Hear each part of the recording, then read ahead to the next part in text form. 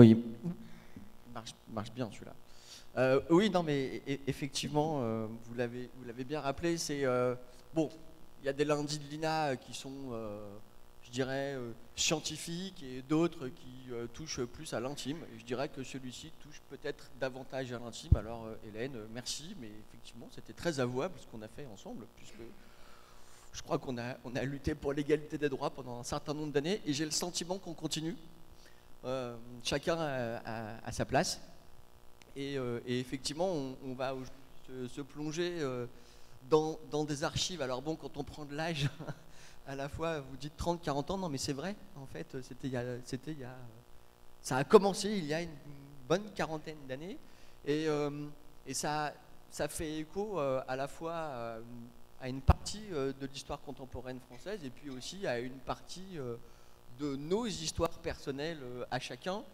Et ce sera, je crois, intéressant d'évoquer cette période au regard de celle que nous vivons aujourd'hui. Et puis peut-être, moi, en tant que journaliste prospectiviste, certes c'est un grand mot, mais je me ferai un malin plaisir à vous interroger tous les quatre sur votre vision peut-être d'un certain avenir du vivre ensemble ou de la cohabitation ou de la coexistence entre des communautés. Est-ce qu'on est dans une société, disons, plutôt multiculturelle, ou est-ce que nous sommes dans une société tendant à l'égalité et à l'émancipation? Et on voit bien qu'on est là dans des sujets qui sont extrêmement actuels, qui sont parfois même polémiques ou difficiles à traiter. Et je crois que c'est aussi tout l'honneur des lundis de l'INA que de réussir à peut-être un petit peu dépassionner ces débats-là pour pouvoir avoir un regard davantage de recherche et un regard peut-être d'historien aussi sur des sujets de l'histoire de France qui peuvent être des sujets je dirais, de confrontation entre les uns et les autres. Alors, vraiment, moi je suis très heureux qu'on se retrouve dans ce beau musée. Je vous invite à aller voir les expositions car elles sont menées avec amour et passion et intelligence, avec donc vous quatre. Donc je vais vous présenter. Alors on a nos deux du fond qui bavardent, qui sont deux des grands acteurs, en tout cas des grands acteurs de l'émission Mosaïque. D'abord avec vous, Mohamed Bebtoul, qui avait été le réalisateur de Mosaïque, et on va revenir après sur la genèse de cette émission qui a quand même duré une bonne décennie, ce qui n'est pas rien dans l'histoire de la télévision française. Mouloud Mimoun, vous en avez été un journaliste, un rédacteur en chef, puis un présentateur, et vous avez aussi vécu cette décennie avec ces rebondissements, et ce sera intéressant aussi de voir comment le pouvoir politique a géré, entre guillemets, l'affaire Mosaïque. Angéline Escafré-Dublé, vous êtes chercheuse et maître de conférences en sciences politiques à Lyon, à l'université Louis Lumière. Vous êtes spécialiste des migrations. Vous êtes venu avec deux des ouvrages que vous avez écrits et que vous ne manquerez pas de nous montrer tout de suite. Et vous avez rédigé, non mais c'est, et notamment, alors on voit sur ce livre, mais vous nous en parlerez tout à l'heure, que la couverture est issue de l'émission Mosaïque. Votre thèse s'intitule État, culture, immigration, la dimension culturelle des politiques françaises d'immigration 1958-1991, que vous avez rédigé dans le cadre de Sciences Po Paris. Et puis enfin, juste à côté de moi, Camilla Buchmal. Vous êtes docteur en études de genre et littérature comparée au LEGS, on prononce bien le S de LEGS, le laboratoire d'études de genre et de sexualité. Et votre thèse aussi, nous avons deux docteurs, est intitulée, alors là je prends mon élan, épistémologie et écriture du corps postcolonial dans les œuvres de, et vous nous direz qui sont ces trois illustres personnes, Gisèle Pineau, Malika Mogedem et Jamaica Kincaid.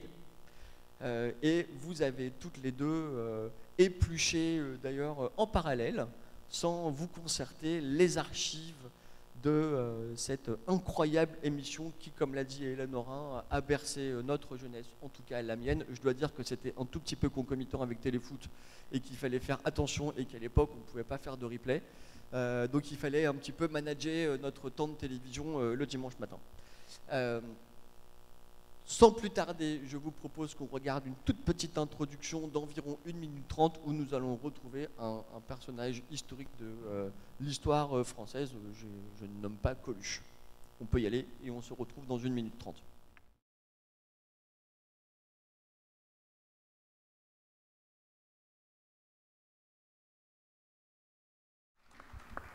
Bon, Coluche, avec son franc-parler habituel, dit, alors je me tourne vers vous, évidemment, Mohamed et Mouloud, dit, on a fait des émissions sur les animaux, on a appris à aimer les animaux, on aurait dû faire plus d'émissions sur les étrangers. Alors, c'est dit un peu brut de décoffrage, mais lui-même étant d'origine italienne, ça passe peut-être un peu plus. Est-ce que c'était ça, le fait de vouloir faire aimer davantage les étrangers, qui a présidé à la naissance de Mosaïque? Ça marche. Oui. Je suis content que vous avez trouvé où cette interview de Coluche? Attendez, ici vous êtes à l'INA et avec le musée de l'immigration, on sait tout faire. Bon, j'espère que... J'en profite, pardon, excusez-moi, j'en profite, pardon, pour remercier nos illustres et nos glorieuses documentalistes, Claire Brûlé, Isabelle Plantade, qui ont été accompagnées de Sandrine Depoix, et je remercie évidemment Jean-Michel Briard, qui, avec son éternel coup de ciseau, fait un montage formidable, donc vraiment qu'ils en soient remerciés. Voilà d'où ça vient. Bravo. Je vous laisse la parole, pardon. Oui, il y aurait tant de choses à dire. Donc, pour Coluche, il est passé aussi à Mosaïque. Je l'ai interviewé au Conseil de l'Europe quand il a créé les Restos du Cœur. Alors, je me souviens, il y avait une journaliste hollandaise qui l'avait interviewé. Elle lui dit en anglais. Il dit non, je ne parle pas anglais, je parle anglais que sous la torture. Mais il était passé à Mosaïque, au Conseil de l'Europe, à la création, parce qu'il était venu voir tous les députés européens pour leur demander de l'argent pour les Restos du Cœur. À la fois, je suis content et ravi, et surtout de voir les deux personnes qui travaillent là-dessus depuis des années à l'INA.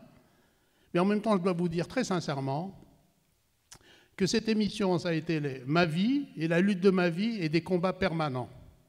Et même ce que vous voyez là aujourd'hui, ça a été un combat que j'ai mené contre le Fonds d'action sociale, à qui j'ai fait un procès, parce que toutes ces émissions que vous voyez, qu'on peut récupérer, dès qu'elles étaient passées le dimanche matin, au lieu que les responsables de production de l'époque qui se sont succédés comme ça, envoient le master à l'INA, parce que l'INA existait déjà, puis toujours, eh bien, ils laissaient ces bandes dans des cartons et dans des bureaux. Et j'ai passé plus de 10 ans de ma vie à militer et à finir pour faire un procès aux FAS pour qu'ils envoient les quelques émissions que vous voyez. Et il y a le tiers de ces programmes qui ont disparu à tout jamais. Donc quoi, 10 ans sur 10 ans d'émission, on peut dire... Deux ans à la SFP. 2 ans où on faisait les enregistrements à la SFP, en 2 pouces, parce que la technologie allait aussi évoluer, et les 2 pouces n'ont jamais été envoyés, à ma connaissance, à l'INA. Et je crois qu'il y a quelques bandes qui sont ici au musée de l'immigration, et j'espère qu'elles vont quand même aller chez vous, pour que ce soit numérisé d'une part, et pour que des historiens, des intellectuels, n'importe qui puisse accéder et travailler à ça. Même ce que l'on voit aujourd'hui, c'est un combat que j'ai mené. Et dans cette émission, ça a été des combats permanents. C'est une émission qui a été créée à l'époque, j'allais dire sous la direction de Giscard d'Estaing, parce qu'il y avait une émission qui s'appelait Immigrer parmi nous, d'une petite demi-heure, mais qui avait un petit regard un peu trop ethnologique. Et Paul Dijoux, en fait, Daniel Postel-Vinet, qui était premier secrétaire d'État à l'immigration, voulait une politique sociale et d'urbanisme. Giscard n'en voulait pas, au bout de 3 mois, il a démissionné. On nomme Paul Dijoux, et il ne veut pas s'attaquer à des grands projets, il dit qu'est-ce qu'on pourrait faire? Il y a une émission culturelle, après tout, la culture ça ne mange pas de pain, on va élargir cet Immigré parmi nous, la remplacer par un programme qui va s'appeler Mosaïque, et qui va changer pratiquement tous les 2 ans, avec le changement des secrétaires d'État qui a eu lieu. Et c'était un... le seul petit bémol, c'est que vous deux, vous êtes restés. Pardon ? Vous deux, vous n'avez pas été évincés par les différents pouvoirs politiques. Je me permets de dire que vous avez fortement résisté aux pressions. Oui, oui. J'ai ma femme qui est ici présente, tiens, elle pourrait témoigner, elle était journaliste à l'époque au Quotidien de Paris. heureusement qu'il y a de la presse et qu'il y a des combats qu'on peut mener à travers la presse. Et elle avait fait quelques articles là-dessus, justement. Parce que dès que ça devenait public, les secrétaires d'État savaient aussi faire marche arrière. Voilà. Donc c'est un combat qui s'est fait en permanence et l'émission allait évoluer. Hein. Et petit à petit, elle est devenue ce qu'elle est devenue, et j'en suis un peu fier, parce que tous les gens qui ont participé, il y a aussi un des premiers réalisateurs qui est ici, Bernard Bessa. Il y a Tchoufik Fares, qui était l'autre réalisateur qui est par là, il est en Espagne. Il y a eu d'autres réalisateurs. Hein, beaucoup de gens sont devenus des vedettes même de l'audiovisuel français en ayant démarré comme assistant à Mosaïque. C'est toute l'équipe de Canal+, Pascal Duchesne, Jean-Luc Orabona et bien d'autres sont devenus des grands réalisateurs à Canal+. Alors donc au point de départ, succinctement, au point de départ, c'est pour agrémenter une première petite émission, Immigrés parmi nous, et ça devient Mosaïque, et finalement Mosaïque prend son envol. Donc au point de départ, l'origine, c'est pour masquer une absence de politique publique. C'est ça que vous nous dites, hein? Pardon ? Au point de départ, vous nous dites que le secrétaire d'État voulait faire des grandes choses, et puis finalement ça n'a pas été possible, et donc à la place on a fait une émission, vous nous dites ça ne mange pas de pain. Oui, c'est ça qui a présidé à la naissance. D'un point de vue politique dans un gouvernement, budgétairement, un budget de 30 millions de francs à l'époque, c'est rien du tout contre le projet de Daniel Postel-Vinet de raser toutes les cités de transit et les bidonvilles, et de reconstruire tout ça, et d'éparpiller les populations.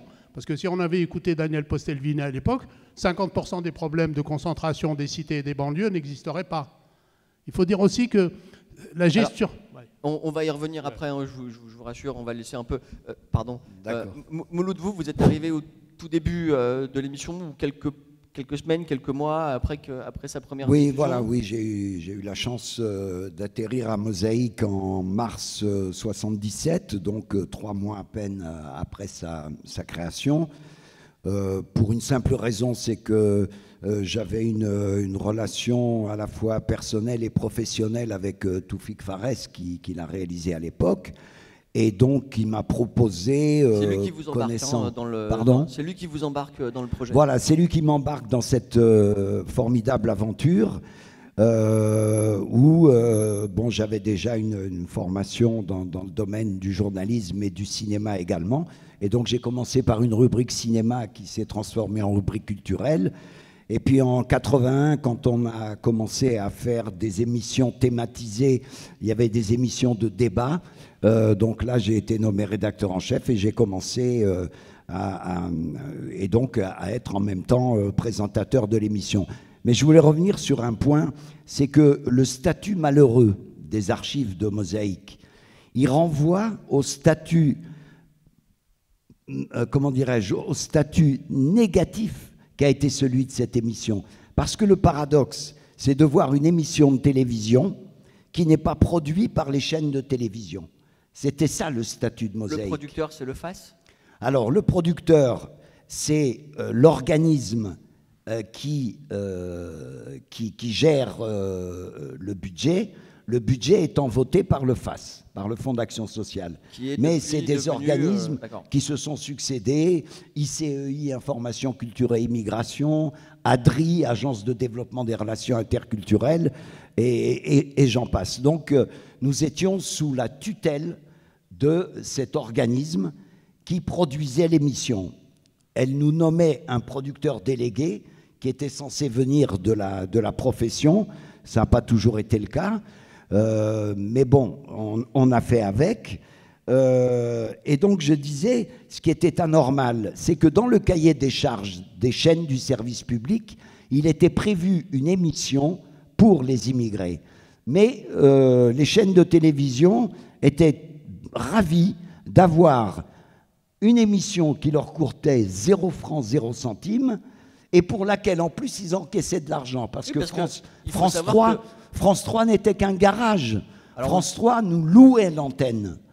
Pardon, mais donc il faut savoir que l'émission avait du succès en termes d'audience. On en parlait rapidement tout à l'heure. L'émission avait du succès. Environ 5 millions de téléspectateurs. On a fini à 5 millions de téléspectateurs en juin 87. Donc, ce qui pour l'époque, même si le paysage audiovisuel et la concurrence n'est pas la même qu'aujourd'hui, était déjà quelque chose d'important. En tout cas, pour France 3, c'était l'émission qui faisait le plus d'audience, cette émission Mosaïque du dimanche matin. Donc je voudrais revenir là-dessus et dire que le scandale et la honte, ça a été que... et nous, Dieu sait que nous avons fait pression, nous avons fait des démarches pour dire, mais enfin, c'est une émission de télévision qui fait de l'audience, qui a du succès, qui est faite par des professionnels. Il serait normal et logique qu'elle soit produite directement par une chaîne de télévision, en l'occurrence France 3 ou Antenne 2 à l'époque, etc. Et ça n'a pas été le cas. Donc voilà, moi, la première chose que je souhaiterais dénoncer. Sinon, l'autre chose, c'est de dire que... Rapidement, hein, parce qu'on a beaucoup de choses à voir. D'accord, alors je m'arrête là. Vous avez le temps. Non, mais on a le temps. Mais tout le monde parle et les extraits, vous allez voir, sont quand même assez conséquents. Angéline, revenons 2 secondes sur Coluche. Bon, il dit des trucs incroyables. Il y a plein de choses. Effectivement, il y a la comparaison avec les femmes et avec les animaux, bon, qui vaut ce qu'elle vaut. Mais il nous dit aussi apprendre à aimer les autres. Il nous dit société multiculturelle. Il y a tout un tas de mots-clés dans ce court extrait et quand on écoute nos 2 amis, on se rend compte que c'est une émission éminemment politique. Il y avait peu finalement d'émissions, en tout cas c'était la seule qui mettait un peu le doigt sur des sujets qui étaient occultés dans la société française. Vous qui avez travaillé, c'est votre sentiment ? Oui, c'est vrai que cet extrait, il est très intéressant, notamment parce que je pense qu'il reflète aussi, je ne sais pas de quand il date exactement. Je pense que c'est vers la fin de Mosaïque. Voilà, ça doit être les années 83, 84, 85 peut-être. Donc effectivement, on reconnaît cet élan, c'était l'époque de la culture de la différence, le droit à la différence. Donc on reconnaît cet élan qui d'ailleurs lui l'a poussé à créer donc, les Restos du Cœur. Et effectivement, un moment où il le dit très bien, on aime les différences. J'ai trouvé ça intéressant. J'ai trouvé intéressant qu'il utilise le mot multiracial, qui a effectivement un terme qu'on retrouve un peu dans les médias à l'époque, qui après a été plutôt changé par multiculturel d'ailleurs, mais qui montre un peu un engouement dans ce début des années 80 sur cette question, une manière de le traiter, d'un peu tout embrasser. Mais c'est déjà un tournant par rapport à ce qu'on a vécu dans la deuxième partie des années 70 et qui donc est assez reflété par ce qui vient d'être expliqué sur les conditions de création de l'émission. Donc peut-être que moi je vais donner mon point de vue aussi d'historienne qui a travaillé mais vous êtes là pour ça. Sur la question et comment je suis arrivée à Mosaïque, une émission que je ne connaissais pas. Moi, j'étais trop petite lorsque ça passait à la télévision. Donc j'y suis. Mais c'est intéressant aussi de voir comment on découvre un objet par l'histoire en fait. Quand est-ce qu'il émerge ? Donc moi, je m'intéressais à la question de la réponse, enfin de la prise en compte de la culture des immigrés par l'État français sur une période allant des années 50 aux années 80, et je pensais plutôt que j'allais trouver des informations du côté du ministère de la Culture. Puis assez rapidement, on m'a parlé de ce qui avait été fait, qui avait été financé donc par ce fonds d'action sociale, donc par plutôt la branche sociale qui s'occupait des immigrés que la branche culturelle. Alors, le FAS, c'était Fonds d'action sociale pour les travailleurs immigrés et leurs familles, si mes souvenirs sont bons. Exactement, et ça dépendait de la direction de la population et des migrations, qui a été rattachée successivement au ministère des Affaires sociales ou des fois au ministère du Travail. Donc c'était plutôt la branche, c'est pas la branche ministère de la Culture. Et, juste une précision, ce fonds d'action sociale était alimenté essentiellement par le différentiel des allocations familiales entre le pays d'accueil et le pays d'origine. C'est donc quelque part en plus leur propre argent avec lequel les immigrés... Et c'était censé favoriser la politique du logement et entre autres également la politique culturelle. Voilà, juste cette précision. Tout à fait, mais c'est de là que vient ce financement. Et donc c'est aussi pour ça que ça prend en charge la vie sociale et donc la vie culturelle.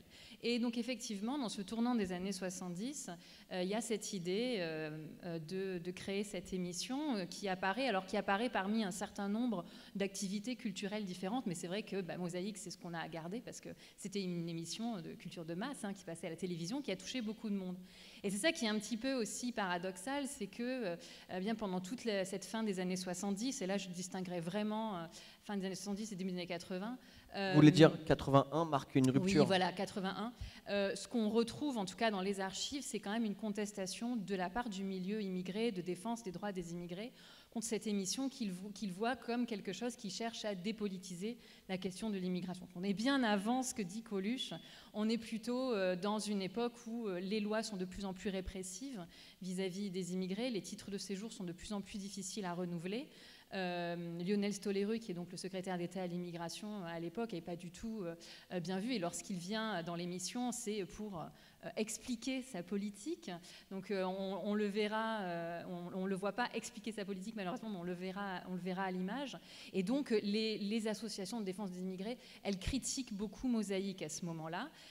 Et en même temps, c'est ce paradoxe que quel autre média culturel fait voir à des populations immigrées, il faut le rappeler, à l'époque, n'ont pas le satellite, n'ont pas vu des images de leur pays d'origine depuis très longtemps, et ça comble vraiment un grand vide.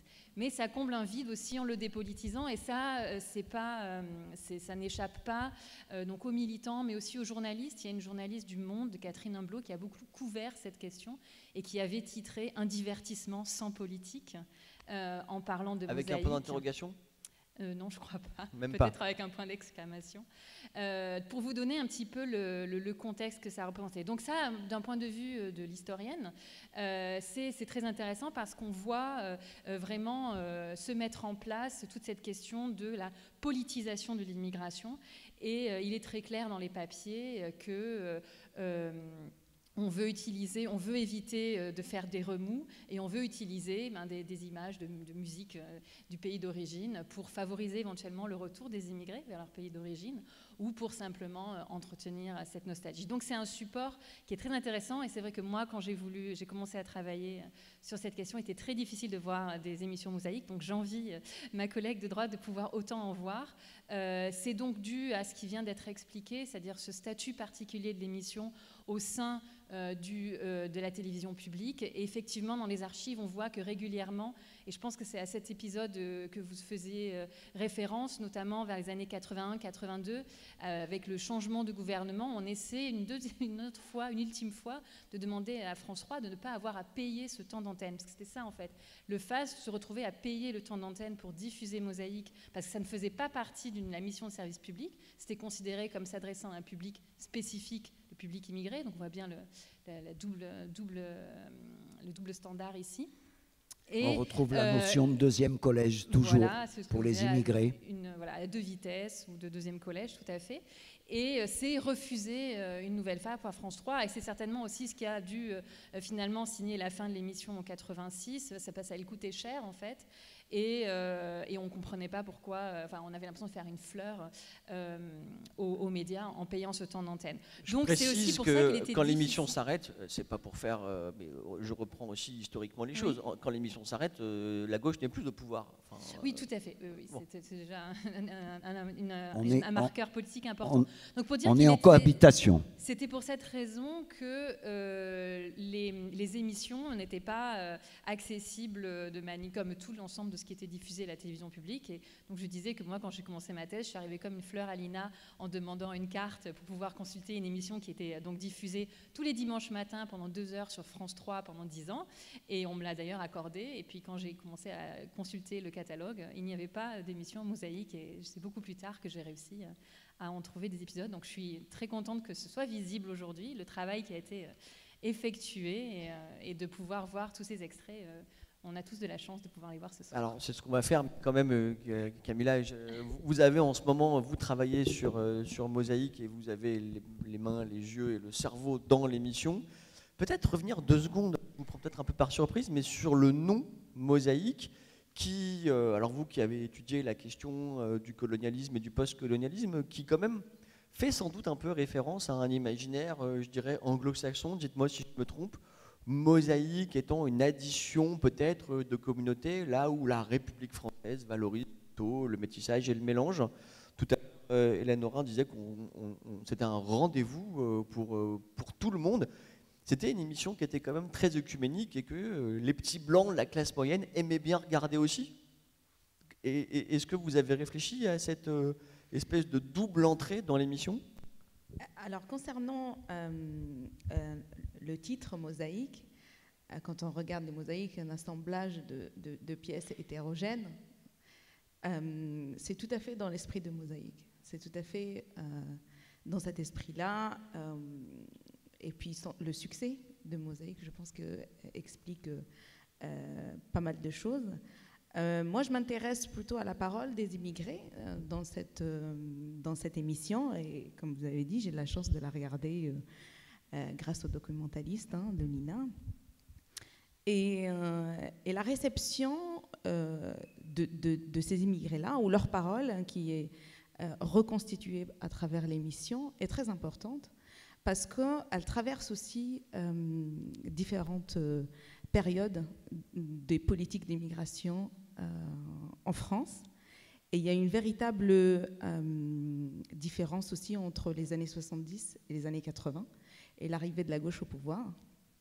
Je pense que c'est vraiment toute l'épistémée autour de l'immigration qui change.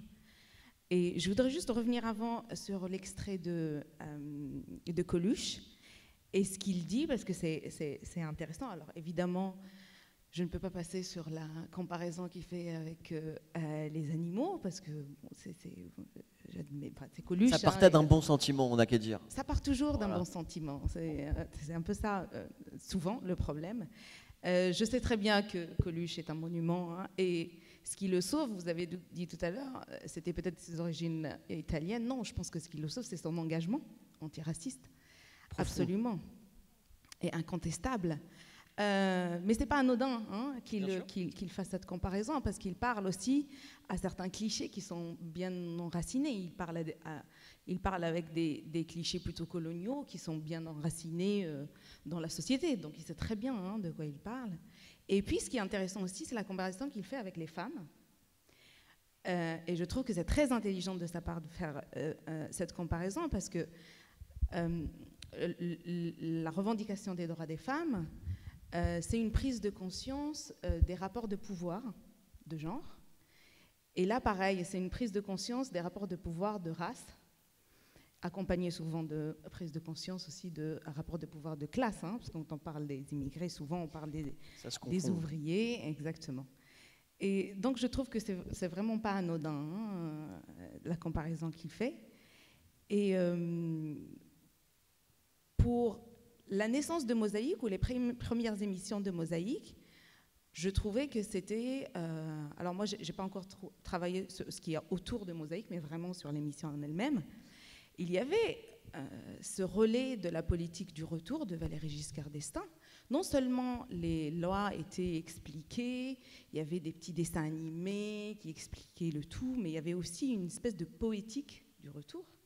C'est-à-dire les images, la musique nostalgique, et puis les images toujours heureuses des pays quittés. C'est à se demander pourquoi ces migrants ont quitté leur pays, parce que ça a l'air quand même génial. Et puis toute la mise en place de formation et d'accompagnement au retour. Et on l'entend dire, en politique dans l'émission, que ce qu'ils veulent, ou ce que l'État veut éviter, c'est un 62 à l'envers. Donc, ils voulaient organiser un retour, mais un retour plutôt organisé, un retour, voilà. Donc, il y avait vraiment cette volonté de... Ce qui est par ailleurs paradoxal avec le regroupement familial décidé par Giscard.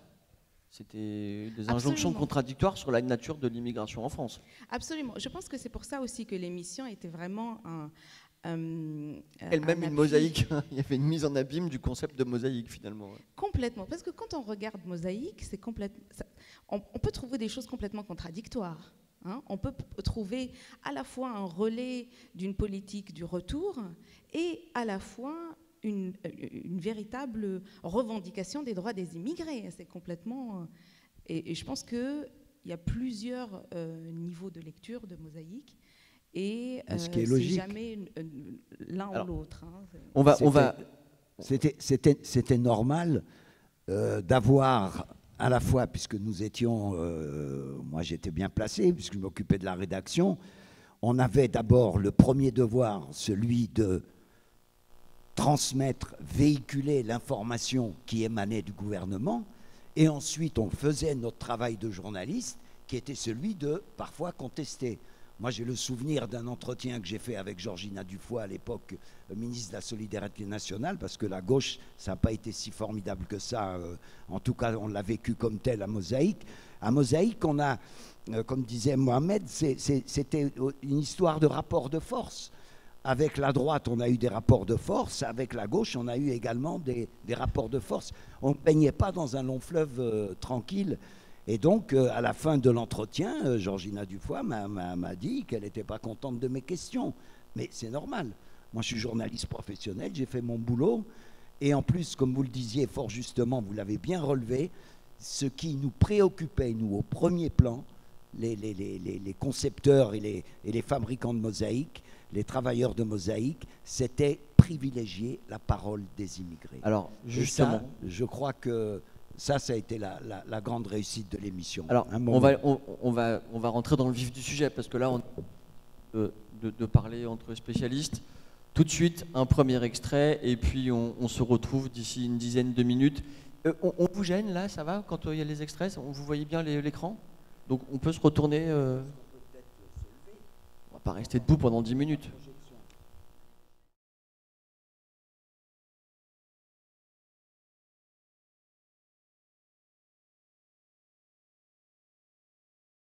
Bon, finalement, vous disiez ce que vous vouliez dans cette émission. Juste petite précision, oui. On parle pas mal des Yougoslaves, on voit des Espagnols. Il faut savoir que l'émission au point de départ était concentrée sur 7 pays avec lesquels la France avait des accords de main-d'œuvre. Donc les 3 pays du Maghreb, l'Espagne, le Portugal, la Yougoslavie. Et Turquie. Et la Turquie, bien sûr. Et la Turquie, voilà. Et ensuite, ce qui est intéressant à travers le choix d'extraits, je félicite la personne qui les a montés, c'est qu'on voit bien au fond que l'émission, elle n'a pas cessé d'évoluer en rapport avec ce qui se passait et les transformations qui avaient cours au sein de la société immigrée. Voilà, c'est ça qui est important. Là, on le voit bien, par exemple, dans ces extraits où il y a cette émergence de la deuxième génération. On parlait des pays concernés par l'émission. Nous, on a fait en sorte aussi que les ressortissants de l'Afrique subsaharienne soient également représentés dans l'émission, même si leur pays n'avait pas des accords de main-d'œuvre. Donc là aussi, alors parfois, ça faisait l'objet de critiques de la part des autorités de tutelle, mais on passait outre et on le faisait. Momo ? Alors, Mohamed, on voit le traitement, notamment de la commémoration du 17 octobre 61. Bon, là, ça va un peu fort quand même. On voit bien qu'il y a des revendications, il y a des acteurs de l'époque qui viennent s'exprimer. Quand vous avez diffusé cette émission-là, à ce moment-là, ça n'a pas posé de problème? Juste une petite anecdote pour répondre à votre question. Oui, oui, bien sûr. C'est une émission de télévision dans laquelle il y a une équipe et il y a un certain nombre de gens qui y travaillent, quoi. Après, comment dire, comme dit l'expression de mes anciens copains des cahiers du cinéma, on ne peut pas faire l'unification universelle à travers les contradictions universelles. C'est aussi le courage et le combat de tel ou tel journaliste qui part sur un sujet ou de tel ou tel réalisateur. Une petite anecdote de Pierre Desgroppes. Antenne 2, ça vous dit quelque chose? Un monsieur courageux, ancien résistant, qui disait « Je dois toute ma carrière à François Mitterrand et je n'ai cessé de combattre François Mitterrand. » C'est pas parce qu'il l'a nommé président d'Antenne 2. Est-ce que vous vous souvenez de l'anecdote, quand François Mitterrand est arrivé au pouvoir, de la grue à Latché? François Mitterrand devait faire un discours le week-end, il va à Latché, donc il convoque le service public, qui est, entre guillemets, sur un certain nombre de sujets aux ordres du politique, et auxquels on ne peut pas, quand un président veut s'exprimer, le service public s'exécute. Ils envoient le car, les techniciens, à Latché. Ils voulaient faire ça à Latché au lieu de le faire dans un studio ou à l'Élysée. Et il y avait un technicien chargé d'amener, comment on appelle ça, dans une grue, l'antenne, parce qu'il fallait un relais antenne. Tout le monde était installé, 8h moins le quart, le technicien s'est gouré de route secondaire avec l'antenne, l'émission n'a jamais été diffusée, il n'y avait pas d'antenne. Le lundi matin, le président d'Antenne 2, il a invité chaque semaine à l'Élysée à telle ou telle réception. Pierre Desgrobes se retrouve en face de François Mitterrand, et François Mitterrand lui dit « Monsieur le Président, dites-moi, dimanche dernier, vous avez eu un problème ?» Et Pierre Desgrobes lui répond « Non, Monsieur le Président, c'est vous qui avez eu le problème. » Donc la télévision, c'est aussi le combat et le courage des gens. Il y a, faut pas non plus, on va pas dire, il y a des gens qui acceptent et qui se plient facilement face à telle ou telle autorité politique. Il y a des gens qui mènent le combat. Et là, on n'est pas des originaux. On est à l'image d'autres gens à Antenne 2 ou d'autres chaînes de télévision qui se battaient. Donc ce programme, chaque secrétaire d'État aurait voulu que ce soit son petit joujou. D'ailleurs, on voit Stoliru à un moment donné. Voilà. Ben, cette émission-là, ce plateau-là, ça a été une révolution dans Mosaïque parce que la semaine d'après, toute l'équipe de l'ICEI a été virée. Parce qu'il n'était pas content qu'on invite Hassan Ba, que vous avez vu. Qui était l'avocat des travailleurs des foyers Sonacotra. Avocat et coordonnateur de la grève des foyers Sonacotra. Donc c'est des combats. Voilà, c'est tout. Angélique, j'ai l'impression que vous vouliez réagir sur l'affaire Stoliru, non? Oui, je l'ai remarqué, je ne sais pas si tout le monde connaît le visage de Stoliru. Donc, il était jeune à l'époque, hein, avec ses pattes là. Mais il était donc en complet, pendant qu'Hassan Ba parlait, en complet gris. Hyper classe, ce Hassan Ba d'ailleurs. Oui. Très bon défenseur de la cause. Absolument. Ce qu'on n'a pas encore dit et qu'il faut peut-être quand même préciser, c'est que Mosaïque était une émission qui était enregistrée. Donc, moi, ce que j'ai vu dans les archives, c'est surtout les émissions qui ont posé problème, parce que c'est à ce moment-là qu'il y a beaucoup de documents qui sont produits, de lettres qui sont envoyées. Et donc, il y avait toute cette question, c'est ça, vous parliez de production déléguée, c'est qu'il y avait ce moment où la fameuse équipe de l'ICEI regardait les rushs avant que l'émission soit diffusée le dimanche.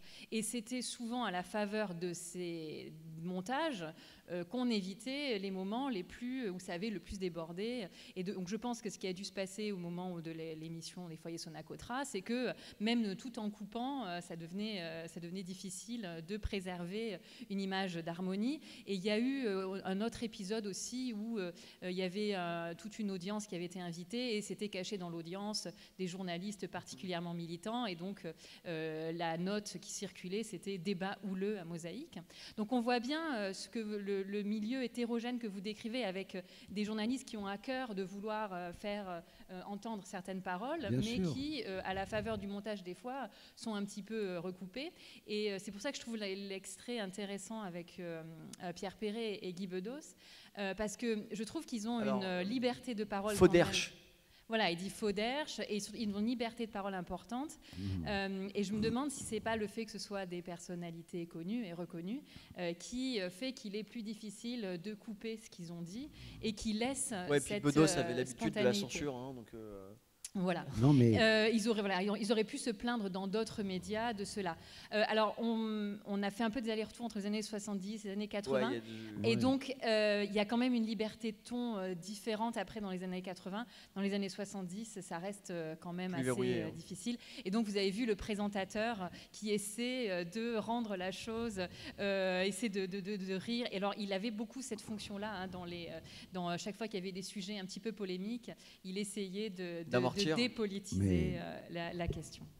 Lorsque l'équipe permanente avec Momo, avec Toufik Fares, etc., on a été beaucoup plus aux affaires après 81, donc Jean-Michel Dermet, qui était le présentateur originel, qui avait été parachuté par le ministère, n'était plus là.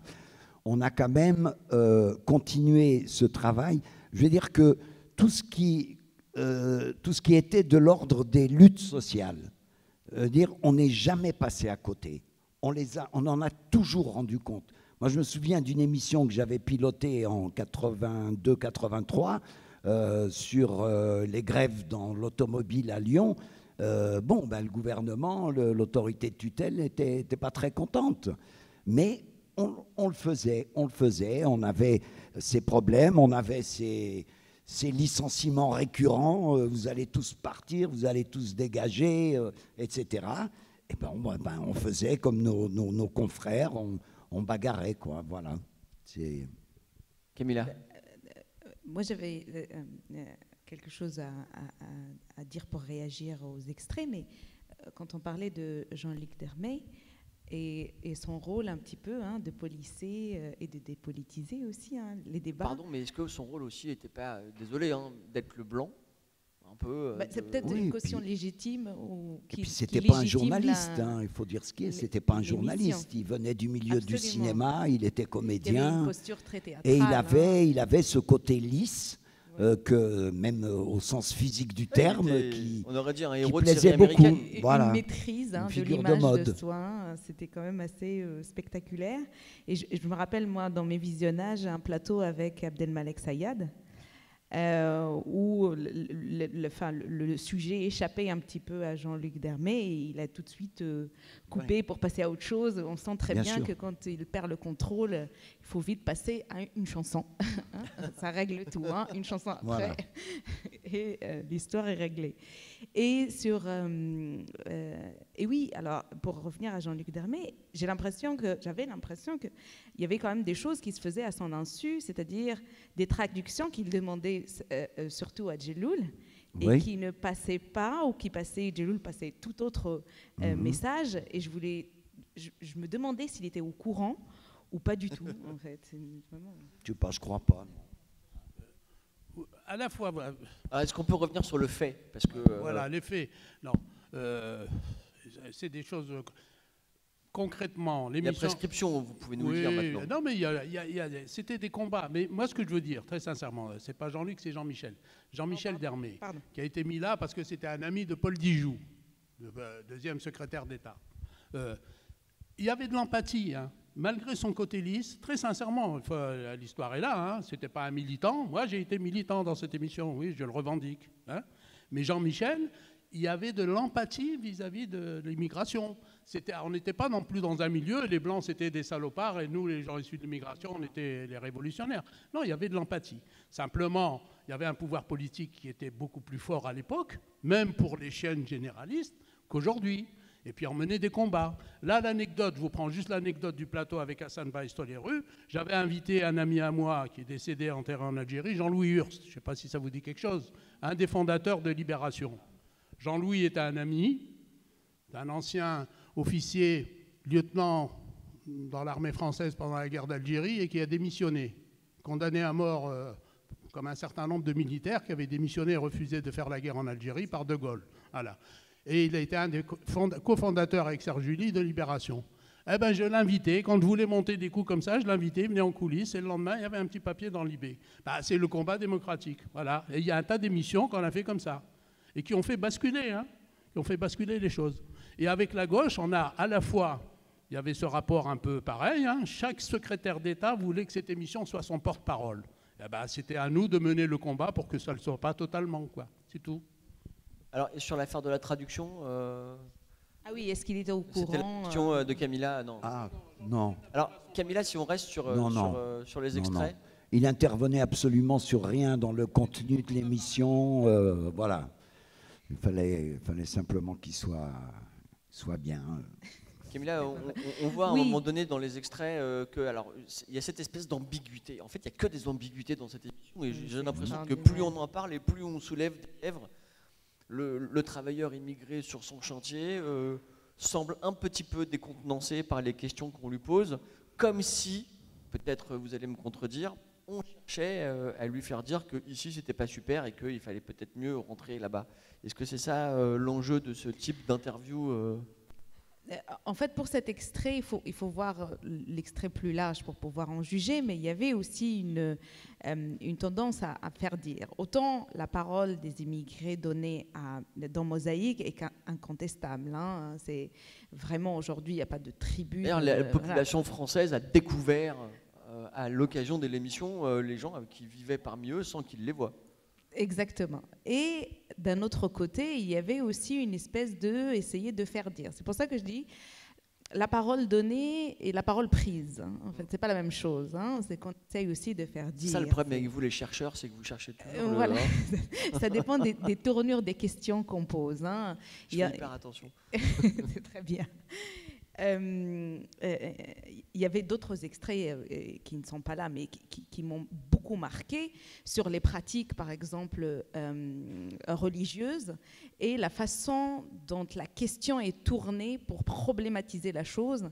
Et d'ailleurs, quand je travaillais sur ce point-là, j'avais l'impression que tout était un problème et que c'était assez particulier de saisir la parole, en fait, de l'immigré, hein, et non pas ce que le journaliste essaye de lui faire dire. Hein. Là, c'était quand même assez particulier parce qu'il faut vraiment regarder la scène, regarder les mimiques, les réactions un petit peu des immigrés, essayer de démêler un petit peu le oui du ouais. Voilà, c'est un peu particulier. Sur les extraits, je voulais juste saluer pour l'extrait sur le 17 octobre. Je pense que même aujourd'hui, ça ne passera pas à la télé. C'est quand même quelque chose d'extraordinaire et qu'on entende aussi. Parce que c'était récent, le 17 octobre, finalement. Alors, mais même à l'époque, on n'en parlait pas. On n'en parlait pas. C'était vraiment un sujet tabou et que ça continue à l'être aujourd'hui, sachant qu'il y a des archives qui sont classées et qui n'ont pas été déclassées du 17 octobre 61. Et je trouve ça extraordinaire d'être dans une assemblée. Il reste une ambiguïté française sur l'affaire. On sait que François Hollande a un peu mis son grain de sel sur le truc, mais que finalement ça reste dans des cercles, je dirais, d'initiés, que le 17 octobre est entre guillemets commémoré. Oui, complètement. Oui, ça reste, quand il y a une commémoration, ça reste quand même confidentiel, parce qu'il ne faut pas... Ce qui est hallucinant, parce que ça s'est passé quand même à Paris, donc c'est extraordinaire. Complètement, oui. Et pour les... Oui, peut-être sur non, je voulais juste... je ne voudrais pas avoir l'air de prêcher pour ma paroisse, mais quand même, on l'a peut-être pas dit depuis le début. Je crois que la grande force et le succès de cette émission Mosaïque, c'est qu'elle avait réussi la gageure de fédérer les générations. Parce que ça, c'est quelque chose aujourd'hui dont les gens nous parlent et qui fait défaut.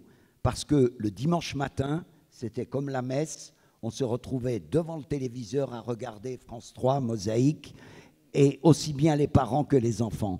Et il y avait une sorte d'interaction entre les générations.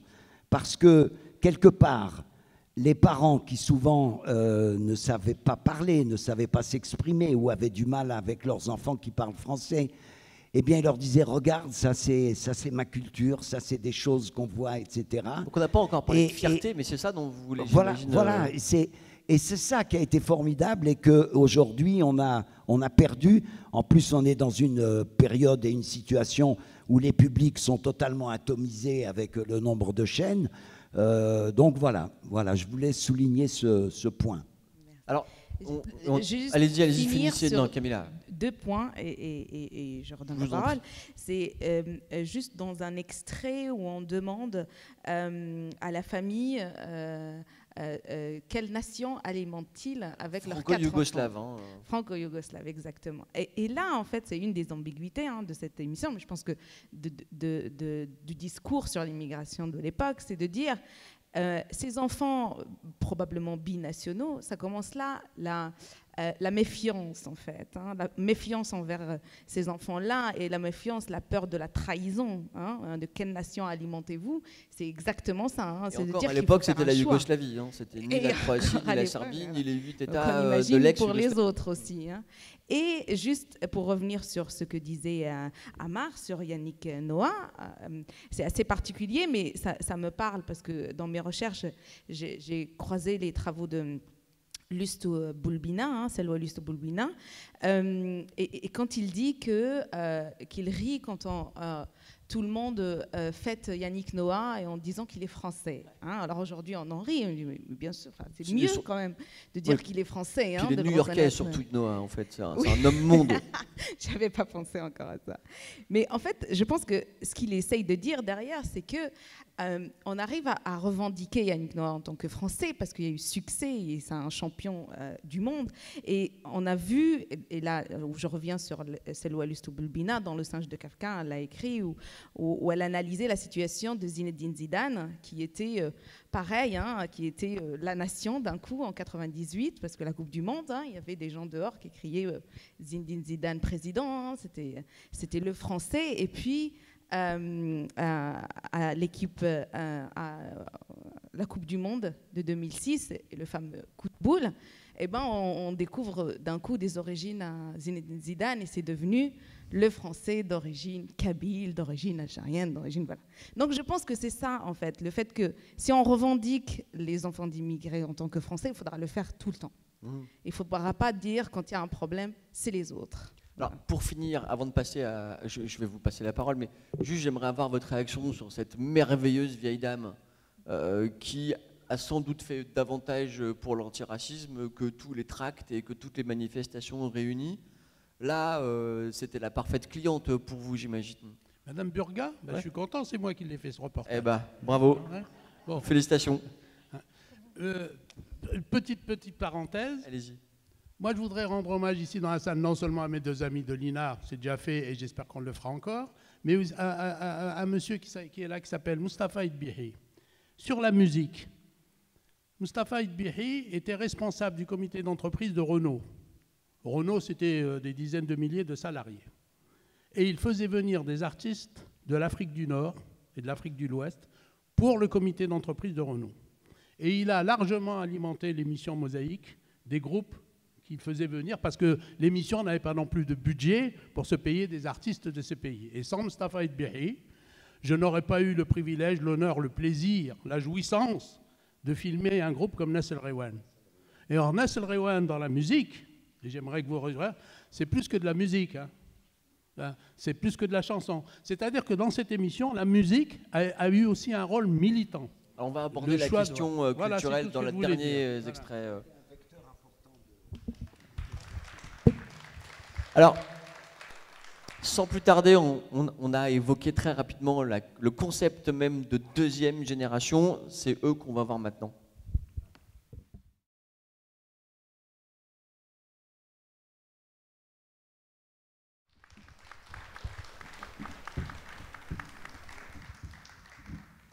Il y a encore énormément de choses à dire.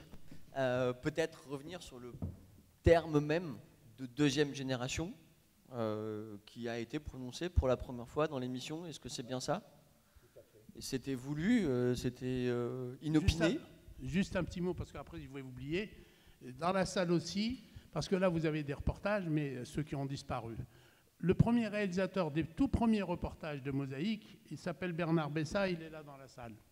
Mais malheureusement, on ne retrouvera pas là, c'est tout.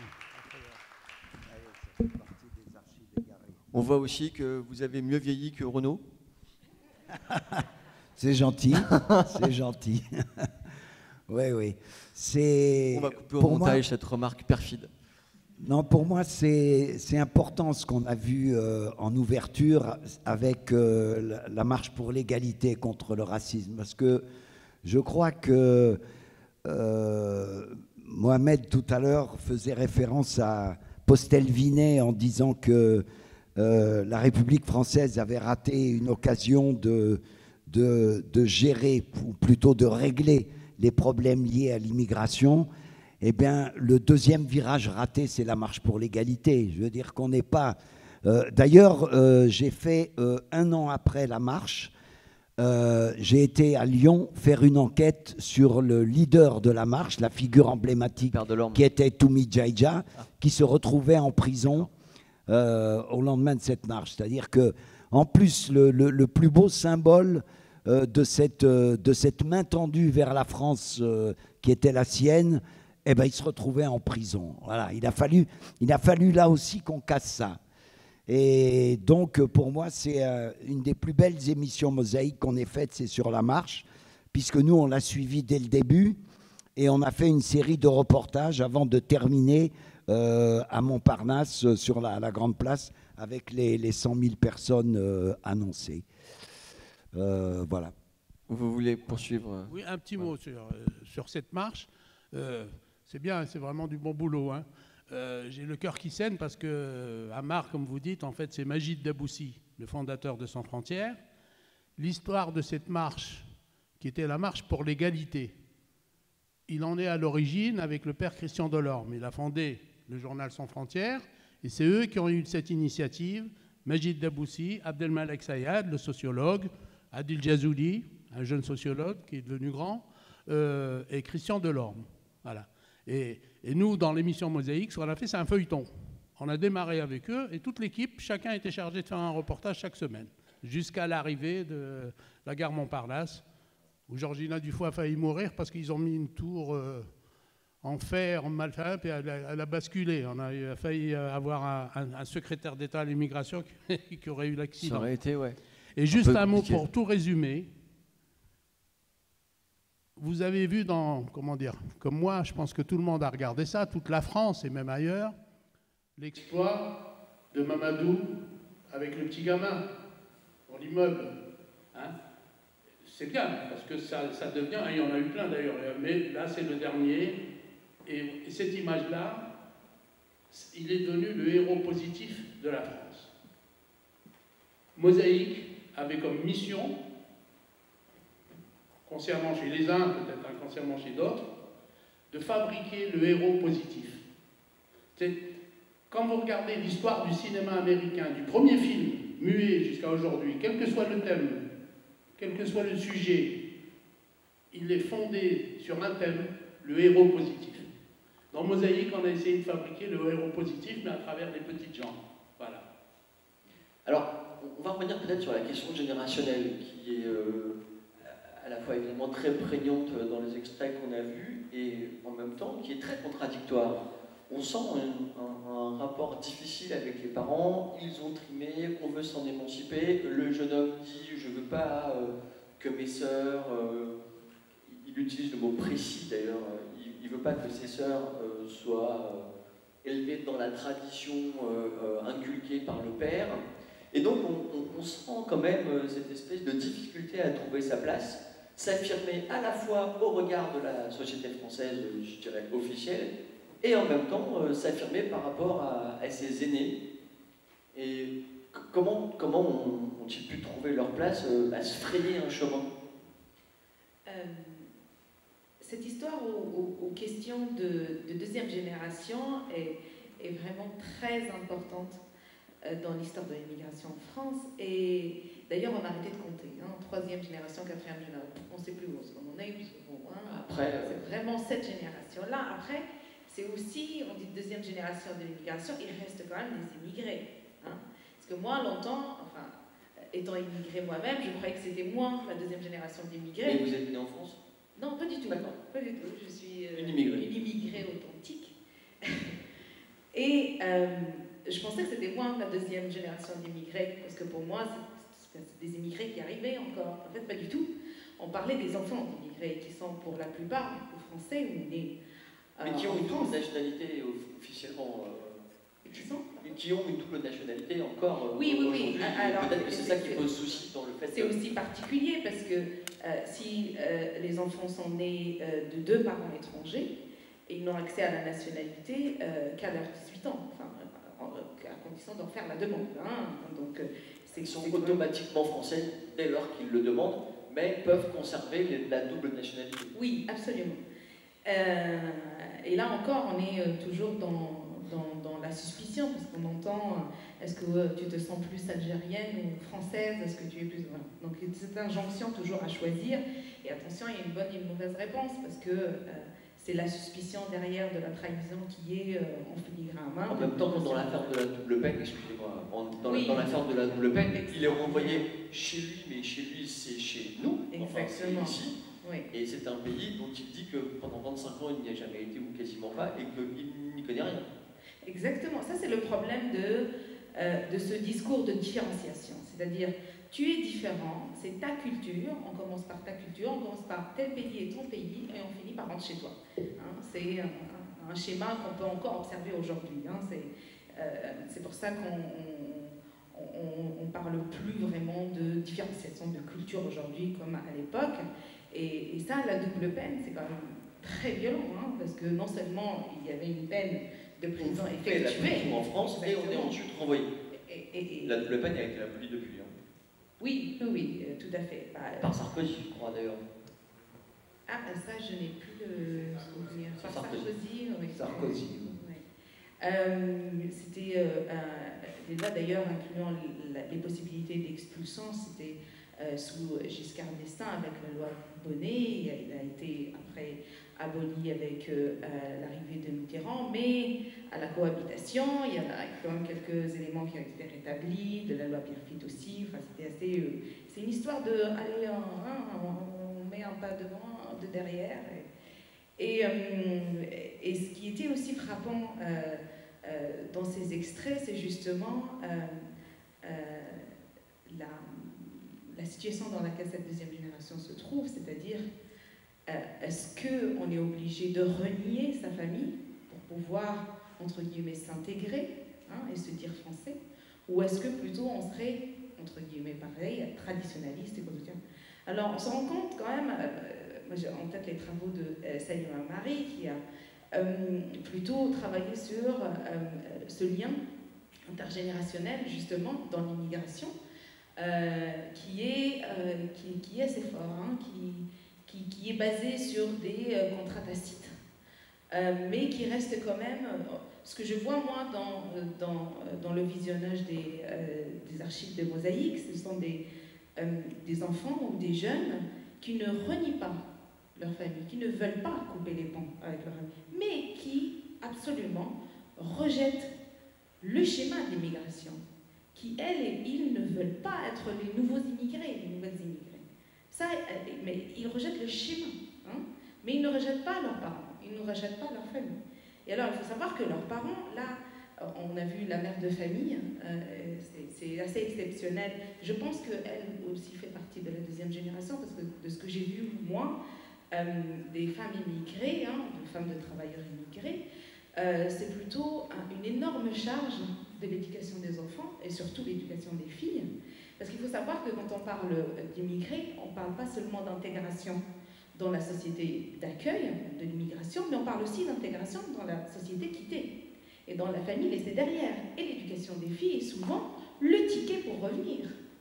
C'est-à-dire, est-ce qu'on a réussi l'éducation des filles, est-ce qu'elles sont comme si elles étaient élevées dans le pays d'origine, strict, ou pas? Donc, est-ce qu'on a réussi leur éducation ou pas? Et c'est ça que ça se joue, d'être de bons immigrés dans les pays quittés, de bons immigrés contre... Alors, Angéline, si on reprend le passage avec cette mère de famille et ses 4 fils, elle dit quelque chose qui, à l'époque, sans doute passait inaperçu et qui peut-être aujourd'hui, on va y venir. Elle dit qu'elle est de culture arabo-musulmane et tout à coup le mot musulman arrive un peu comme un cheveu sur la soupe. Il est assez absent des extraits qu'on voit globalement. Dans les premiers extraits, le mot islam est prononcé une fois, là on voit le mot arabo-musulman, comme si ce n'était pas un sujet. Est-ce que c'est ce que vous ressentez quand vous épluchez les archives? Moi, ce que j'ai observé en épluchant les archives, comme vous dites, c'est qu'on a aujourd'hui des connotations qu'on donne à certains mots qui n'ont pas toujours été ces connotations-là. Le vocabulaire a énormément évolué à travers les années. années. Et surtout, il y a des moments où on utilise des mots qui aujourd'hui sont très chargés, qui n'étaient pas à l'époque. Alors, c'est l'histoire la plus surprenante pour ça, c'est le mot intégration qui est devenu vraiment... et alors que ça s'utilisait alternativement avec insertion et assimilation dans les années 60. Et au contraire, moi, quand elle a dit arabo-musulman, je me dis, ah oui, c'est ce qu'on devait dire en 86, je ne sais plus de quand était l'extrait. Il y a eu une période où effectivement c'était le vocable qu'on utilisait, arabo-musulman. Donc je l'ai plus vu comme le reflet d'une époque que quelque chose de plus significatif, un peu comme quand Coluche a dit multiracial. Pour moi, c'était le reflet d'une époque, alors qu'aujourd'hui on ne l'utiliserait pas parce qu'il y a des terminologies des races qui seraient problématiques. Et de ce point de vue-là, je trouve, moi, ce qui me frappe dans les extraits qu'on a vus, c'est à quel point il y a une parole qu'on ne trouve pas ailleurs à la télévision à cette époque-là. Et les travaux d'Edouard Messafif sur la télévision et les immigrés qui ont déjà, il y a des extraits d'ailleurs qui sont dans l'exposition permanente, qui a déjà travaillé ça, et on ne voit pas tout à fait, c'est pas la même parole donnée. Donc déjà, il y a quand même une instantanéité, une spontanéité, même si je suis d'accord qu'on voit les questions qui sont un peu dirigées sur certaines thématiques. Oui, mais les réponses sont assez franches. Voilà, elles sont assez franches, assez bien exprimées. Bon, j'aime beaucoup l'extrait avec les jeunes filles avec les crêtes à qui on demande si elles porteraient un voile. Évidemment, c'est un peu difficile de mettre un voile sur une crête. Sur une coupe de Robert Smith. Mais on voit que la question se pose, donc ça c'est intéressant qu'on leur pose la question de vote qui vraiment arrivera sur la scène politique et médiatique à partir de l'affaire de 89, hein, donc c'est quand même après Mosaïque, mais comme quoi il y avait déjà des prémices. Et pour moi, ce qui est révélateur aussi de cette manière de filmer ces enfants d'immigrés, qui est peut-être un peu différente du reste des autres chaînes de télévision, c'est justement la couverture de l'arrivée de la marche pour l'égalité contre le racisme, parce qu'on connaît, on trouve facilement les extraits du journal télévisé, mais je trouve que la couverture réalisée par Mosaïque, on voit, est un petit peu plus proche, sans doute parce qu'ils connaissent mieux les acteurs qui l'ont organisée. Le fait qu'elle soit accompagnée d'un air de reggae, par exemple, on n'a pas exoticisé cette marche. C'est vrai que c'est la musique qu'écoutaient les jeunes à cette époque-là. On prépare au musée de l'immigration une exposition sur musique et immigration. On parlera de ce lien entre les luttes et le reggae et le rock, et donc aussi les crêtes du punk. Et donc là, on voit vraiment la bonne connaissance du milieu qui est reflétée dans cet extrait-là. Et puis la manière dont se posent ces questions à cette époque. Donc là, je trouve qu'effectivement, ces premiers efforts pour interroger la question de la seconde génération, qui est un terme qui depuis n'est plus très employé, y compris par les sociologues, parce qu'on parle de descendants d'immigrés, mais parler de seconde génération, comme vous le dites très bien, c'est pas très significatif, et c'est même ambigu. Normalement, la deuxième génération, ce sont des vagues, donc ce serait ceux qui arrivent après. Alors là, c'est ceux qui sont nés après. Je pense qu'on a beaucoup aimé le terme génération, parce qu'en fait, on voulait parler de jeunes, et que c'était un terme qui faisait référence à la jeunesse. 88, génération Mitterrand, on est dans le terme de génération qui est un peu la bonne.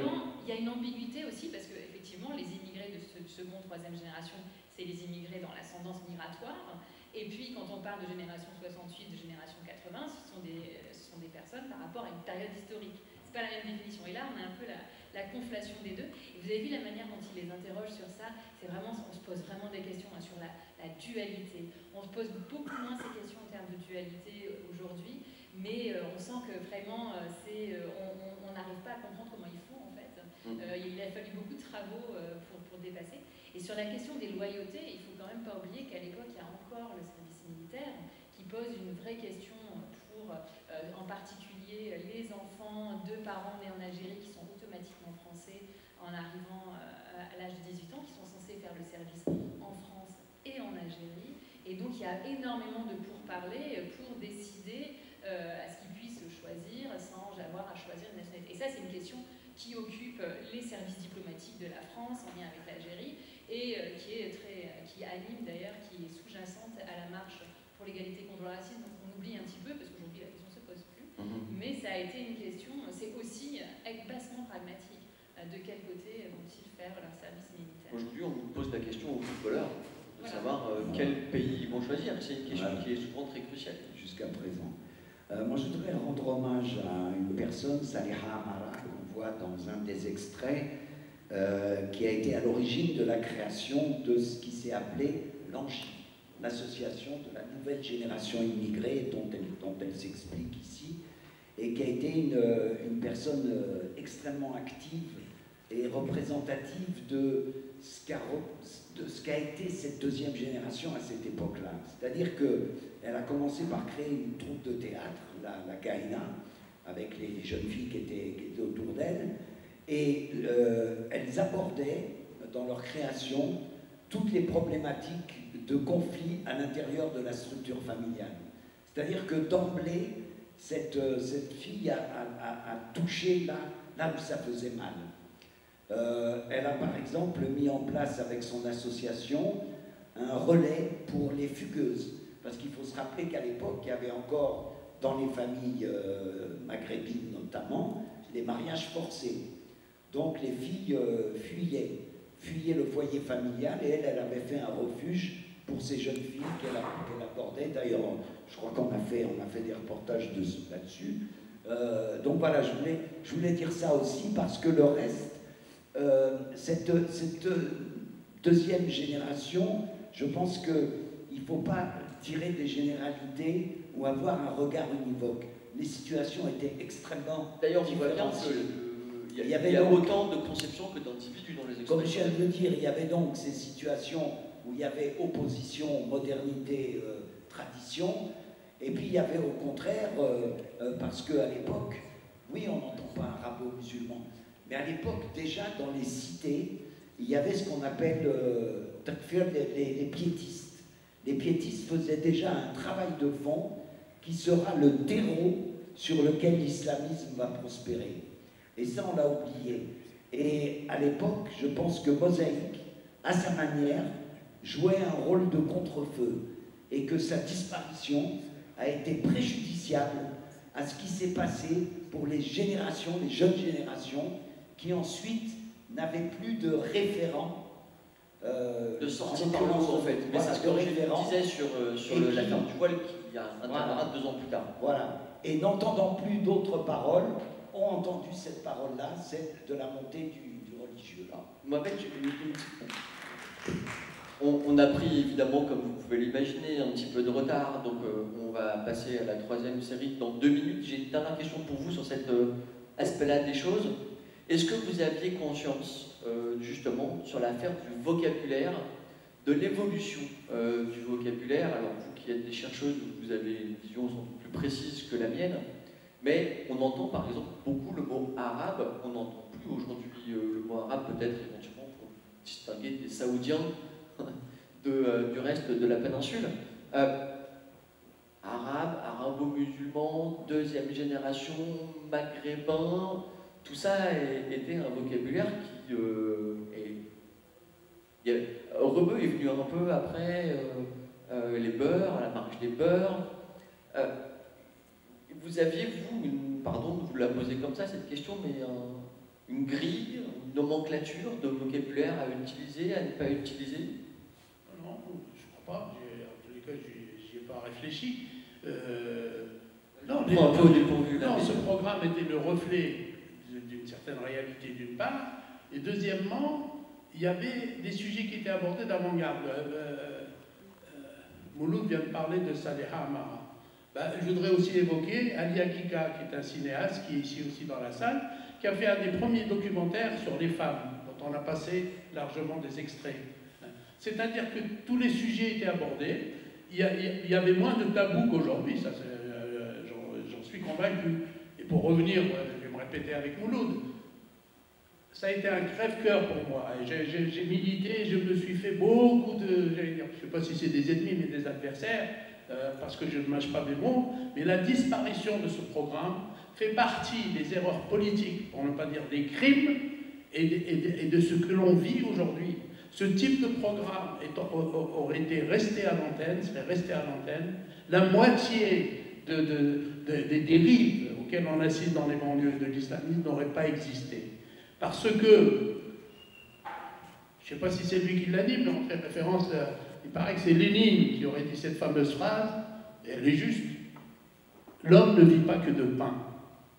Ce programme était une alimentation culturelle, non seulement pour les populations de ce qu'on appelle l'immigration, de la diversité, mais aussi de toutes les diversités françaises, des pieds noirs, des juifs d'Afrique du Nord, tout le monde se retrouvait dans ce programme. Cette émission Mosaïque est née comme un programme politique pour les immigrés. Elle a tout de suite, au bout de 3 ans, elle est devenue un programme universel. C'est plus de l'immigration que vous avez là-dedans. Vous avez toutes les cultures, toutes les religions et toutes les... Et sans parler, vous avez passé un extrait tout à l'heure de Guy Bedos, Pierre Perret, ils sont tous passés dans l'émission Mosaïque. Guy Bedos, il peut dire merci à Mosaïque. Est-ce que vous vous souvenez du sketch qu'il avait fait sur Marrakech? Parce que dans l'immigration est un sujet tellement sensible que c'est vrai que l'humour était souvent mal compris. Et Guy Bedos avait fait le sketch sur Marrakech, il a reçu des milliers de lettres l'accusant de racisme. On a tout de suite fait un plateau avec Guy Bedos pour expliquer aux gens de l'immigration qu'attention, il y a de l'humour et que des gens comme Guy Bedos, il est né en Algérie, c'est un Algérien, et que c'est loin d'être un raciste, c'est tout à fait l'inverse. J'ai eu l'honneur aussi de faire la même chose avec Pierre Desproges, qui avait fait un sketch chez Pollack qui avait mal tourné. Donc, moi, c'est un crève-cœur pour moi. Je suis à la fois content d'être avec vous, mais je vous le dis honnêtement, c'est un vrai crève-cœur. C'est un crime culturel qu'on a commis dans l'intérêt de la France. Hein. Dans l'intérêt de la France, c'est pas pour les immigrés, c'est pas un militantisme pro-immigré. Il y avait une dimension universelle dans ce programme qui a été évacuée, puis je vais vous dire, c'est pas pour des raisons politiques. Hein. C'est des bagarres de technocrates dans les ministères, entre le directeur de la DPM, le directeur du FAS. C'est des petites combines individuelles qui ont fait que ce programme a disparu. Voilà. Il n'a pas totalement disparu parce qu'on le revoit encore un peu ce soir. Et vous parliez des Juifs d'Afrique du Nord. On va avoir un extrait, dernière salle d'extrait, où on va retrouver le grand Enrico. Et on se retrouve dans 10 minutes. Et pour vos questions, et je pense qu'on terminera avec vos questions. Merci.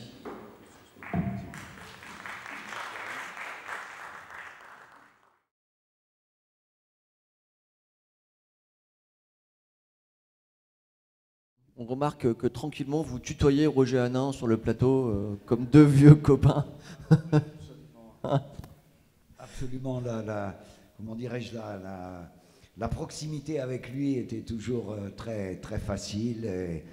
Et Roger se considérait autant algérien que français, quoi. Puis après, il fait Train d'enfer quelques années plus tard. Il n'y a pas l'extrait là, mais on a fait toute une émission en déplaçant les caméras de Mosaïque à Amiens, où se déroulait le Festival international du film contre le racisme, centré autour de la sortie du film Le Train d'enfer.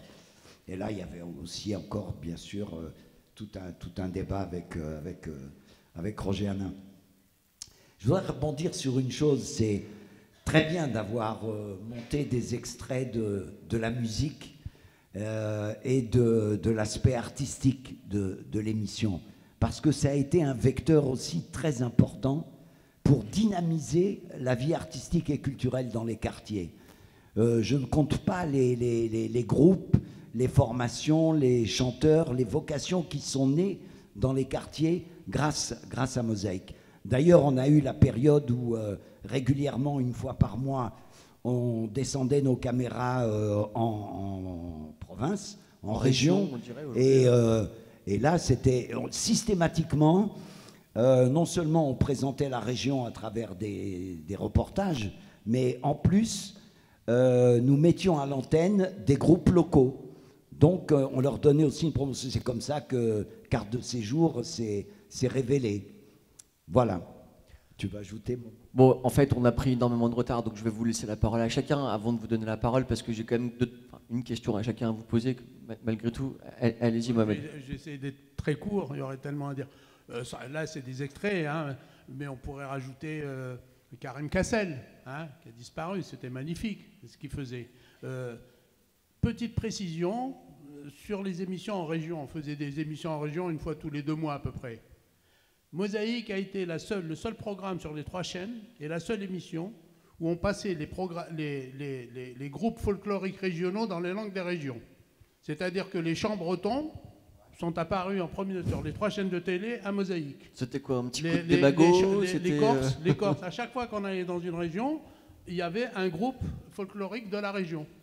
Alors que les langues régionales, c'était pas tout à fait évident, hein, jusqu'en 1981. Voilà. Je ne veux pas rallonger parce qu'il y aurait tant de choses à dire. Géline, vous qui avez beaucoup travaillé sur la question culturelle, et Camilla, j'ai un peu la même question à toutes les deux. Non, mais je commence par vous. Est-ce que vous avez senti, je dirais, un caractère exotique à la question, ou est-ce qu'au contraire, c'était une manière de faire vivre les folklores locaux, y compris les musiques traditionnelles arabo-andalouses pour le coup? Comment vous avez perçu l'importation de la question culturelle, en particulier évidemment musicale, dans Mosaïque? Alors, moi je précise tout de suite que par rapport à Camilla, moi j'ai beaucoup moins vu d'émissions Mosaïque quand je travaillais dessus, donc c'était beaucoup plus les à côté et les archives. Et donc ce qui est évident, c'est qu'au début, c'est une émission qui est mise en place, l'expression qu'on utilise dans les fins des années 70, c'est en bonne entente avec les pays d'origine, puisque ça arrive vraiment, là je reviens un petit peu aux origines de l'émission, je suis désolée, mais ça arrive vraiment à un moment où cette politique culturelle est censée venir contrebalancer une politique de plus en plus restrictive vis-à-vis des immigrés, et notamment la refonte des accords avec chaque pays d'origine. Donc en fait, on n'est pas en très bon terme avec chaque ambassade. Donnant, une sorte de rétribution culturelle. c'est vrai qu'on n'est pas très tendre avec vos ressortissants qui sont sur le sol français, mais on estime votre culture. Donc c'est fait en bonne entente avec ces pays. D'ailleurs, ça pose tout un ensemble de problèmes au début parce qu'il y a beaucoup de reportages, alors là on n'en a pas vu, mais il y a beaucoup de reportages qui sont envoyés par les pays d'origine. Il y a des immigrés, quand ils voient ça à la télévision, ils trouvent que c'est de la propagande, certaines fois politique, pour leur pays d'origine. Certains ont quitté leur pays pour des raisons politiques, bien sûr. Voilà. Donc il y a tout un ensemble de reportages qui posent problème. Et donc il y a sur la question culturelle, il y a assez rapidement une critique qui vient sur le fait qu'on ne présente que des formes folklorisées des pays d'origine. Donc, ça c'était avant Rachita. C'était avant Rachita. Et encore une fois, différence entre les années 70 et les années 80. Donc c'est tout à fait l'idée. Donc il y a des critiques qui disent qu'on montre des formes figées. Mais encore une fois, tout ceci est ambigu. Il y a des gens à qui ça fait plaisir de voir les stars parce que. Donc, mais Jacques Dutronc, ça lui fait plaisir, par exemple. Voilà. Non, mais je suis contente de savoir aussi comment vous arriviez certaines fois à avoir des groupes de musique parce qu'ils venaient pour des festivals. Parce qu'effectivement, ce sont des fois des gens très connus. Donc, on parlait de Nassel Riwan, mais aussi d'autres groupes. Donc que les immigrés sont très contents de pouvoir voir. Donc il y a un peu cette ambiguïté entre forme folklorique et en même temps stars des pays d'origine qui se produisent. Et c'est vrai que c'est l'idée que ça a été un tremplin pour des jeunes groupes qui se produisaient. Donc Quart de séjour est un bon exemple parce que là c'est quand même 81. Ils vont vraiment être connus justement à l'arrivée de la marche 83, mais surtout quand ils ont repris Douce France à partir de 85-86. Mais 81, c'est vraiment les débuts. D'ailleurs, ils sont encore très rock dans leur production, voilà, très frais. Et donc, c'est vrai que ça donne une audience, ça permet de faire connaître ce qui commence à être un métissage propre au milieu musical à ce moment-là, français et rock et jazz. Je comprends. Camilla, comment vous réagissez par rapport à cette ambiguïté ? Alors, il faut dire que c'est toujours, on est toujours dans l'ambiguïté, mais moi je dirais que ça dépend vraiment de la grille de lecture. C'est-à-dire que si on a des chansons, des musiques ou des clips qui sont accompagnés avant ou après un discours incitant au retour, un discours valorisant les pays d'origine. C'est la Madeleine, quoi. Hein. On reste dans le folklorique et on reste effectivement dans l'exotisme, en fait. Et quand on voit l'évolution de Mosaïque, à un moment donné, qu'on s'est accompagné d'un autre discours sur l'immigration, notamment de revendication ou de ce qu'on appelait intégration à l'époque, ou alors quand on voyait par exemple des groupes issus de l'immigration, comme on a vu Carte de séjour, c'est autre chose. Là, on est vraiment dans la promotion des productions artistiques issues de l'immigration, on va dire. Donc voilà. Je comprends. Alors, il est tard et il est juste une précision de 10 secondes. C'est vous le chef. Non, parce qu'il peut y avoir un peu confusion. Je le constate malheureusement. Il y avait 2 programmes qui n'avaient rien à voir. Vous parlez à juste titre d'un programme qui s'appelait Image 2. C'était une demi-heure qui était fabriquée par les pays d'origine et c'était même pas nous qui en occupions, l'équipe de Mosaïque, c'était une autre équipe. D'accord ? Jean-Marie Carzou, pour ne pas le citer. Et on n'avait rien à voir avec, c'était un programme qui passait avant Mosaïque et qui s'appelait Image 2. Donc il ne faut pas qu'il y ait, à mon avis, et le côté propagande des pays d'origine, vous avez tout à fait raison. Mais ça n'avait rien à voir avec Mosaïque. Mais est-ce que vous aviez l'obligation ou dans la charte ? La demi-heure d'Image 2 était confiée à Jean-Marie Carzou, qui était chargé d'aller dans les pays récupérer la demi-heure fabriquée par les télévisions d'origine. Okay. C'est pas Mosaïque. Mosaïque démarrait une demi-heure après. Voilà, oui. Alors, moi, restons pas trop sur cet aspect.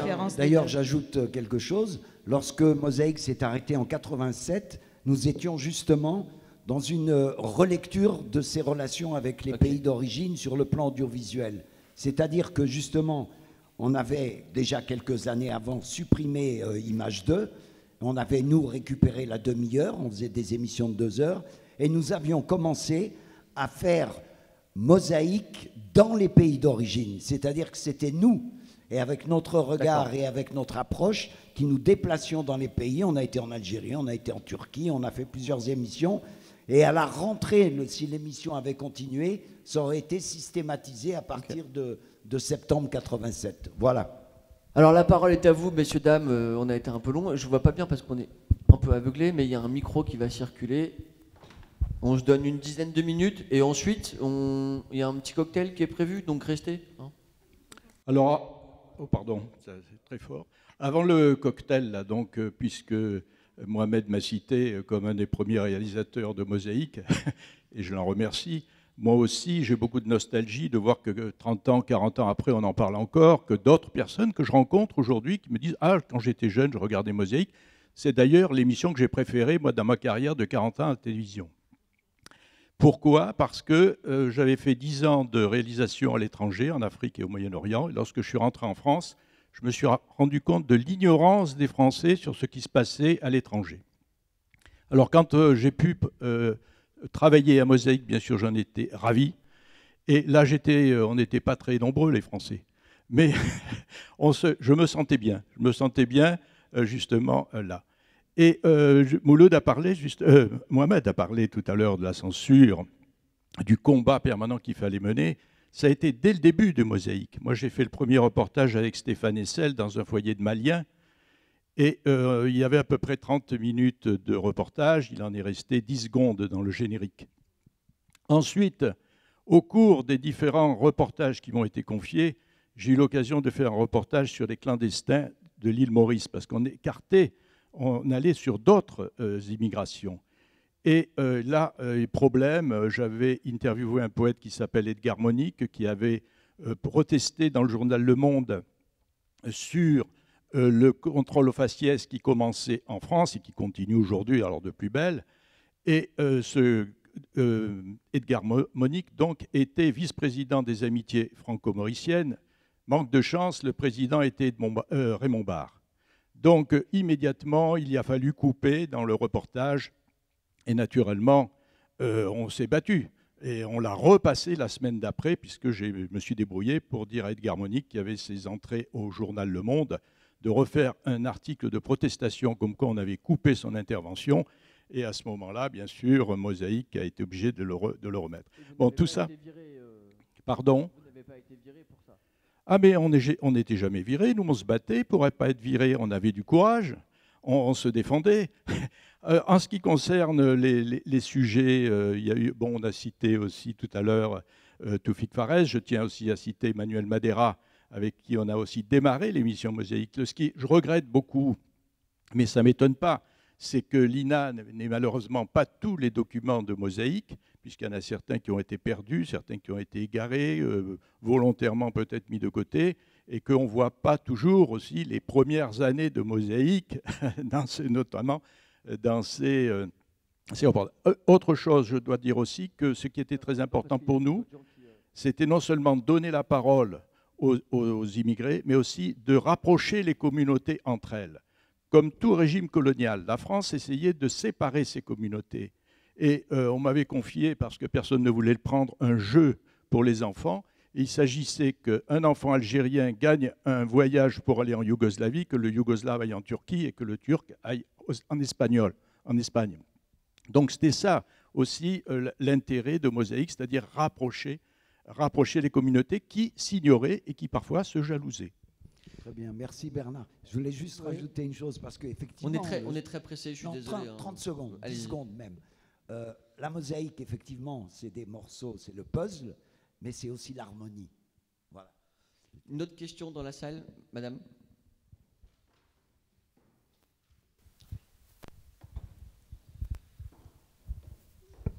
Oui, tout d'abord, je salue évidemment l'ouverture de l'émission, la numérisation et la possibilité aux chercheurs et au grand public de voir maintenant Mosaïque, enfin une grande partie de Mosaïque.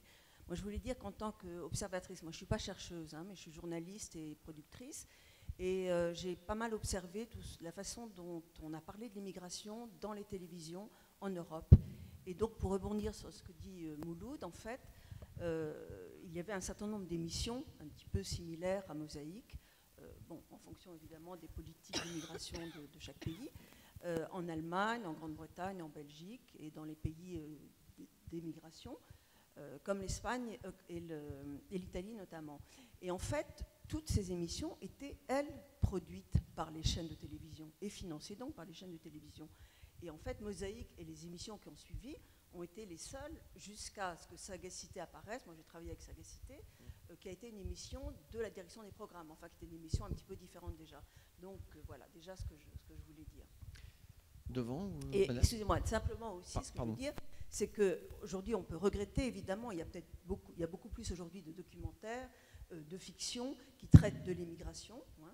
Beaucoup de ces documentaires ou fictions d'ailleurs ont été financés par le FAS, le Facile de l'accès, mais ce qu'on peut regretter aujourd'hui, c'est qu'il n'y ait plus une émission qui soit plus dédiée aux questions, aux faits migratoires, alors qu'on en aurait bien besoin.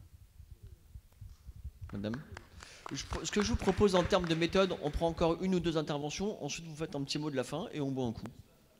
Oui, alors, Madame, oui, à la parole. C'est juste d'abord pour vous remercier de la qualité de cette soirée, de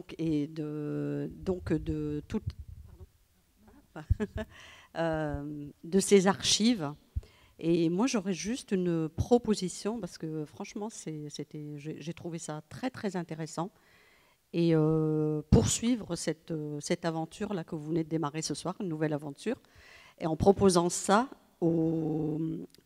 à l'éducation nationale, je pense qu'il y a un vrai intérêt à transmettre ce que vous avez fait ce soir. Le panel que nous avions ce soir me semble d'une qualité pertinente, et on aurait grand intérêt aujourd'hui, avec tout ce qui se passe de par le monde, et voilà. Et je pense qu'il faut vraiment, moi je vous invite et à travailler sur ce sujet et à proposer ça à l'éducation nationale et aux associations. Voilà. Merci. Monsieur derrière. Oui, moi j'ai une question pour madame qui est historienne dont j'ai oublié le nom. Je vous entendais dire tout à l'heure que finalement cette émission n'était pas... j'ai cru comprendre dans ce que vous disiez qu'il y avait un aspect finalement, en tout cas vous disiez ça au début, que cette émission n'était pas politique, quoi, finalement. Et moi je voulais...